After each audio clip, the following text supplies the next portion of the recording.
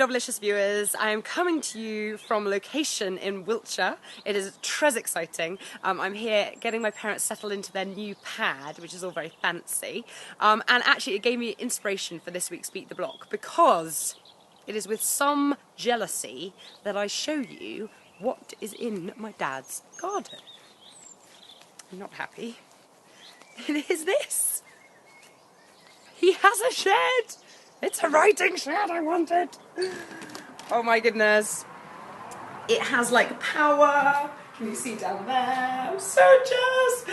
Very much like Ali Harris, who writes in a shed, who did a ridiculously fancy, elegant Rev magazine article about it. You know, she has somewhere to escape to in her garden, where she can write books and just have her own space, away from her family, away from every other distraction, and just her own space. And I know that you can't always have a shed in your garden. I don't have a shed in my garden. I know that you can't always escape somewhere, but I think that my writing tip this week is, if you can get away from it and actually focus specifically on your writing in a certain space, and that can really help you. So I am very much like the chick lit author Poppy Dolan. We both go and work in cafes. No internet connection, you just sit down there and you get writing, and then you go home and you go back into your life and you feel really good and you feel like you've been in a space where it's just been you and your writing.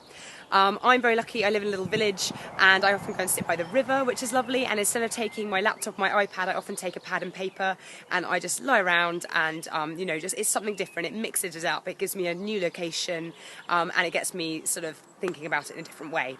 You might want to go to the park, you might want to go to a space in your house where you've created an office. You might just want to think about, you know, changing the location every now and again and just mixing things up. And I think also, on that note of a different location, you should also be going around, and when you are walking and doing things like that, you're also looking on your walks specifically for things to write about. Perhaps you've seen some kind of character in the street that you think could make it a good little minor character in a story. Perhaps you're taking a bit of extra attention over those details around you, so you can really kind of describe things properly. And I think always, you know, every writer should perhaps have a dictaphone in their pocket or some way of recording things down, or even just a pen and paper, just to get it out and think, that's a lovely little snippet from my day that I could perhaps record. And I know I've talked to Miranda Dickinson about that in the past, and I know she's a big fan of that. So lots of ideas this week, mostly just to get jealous and show you my dad's writing shed. But let me know where you write. It's Cesca@Novelicious.com.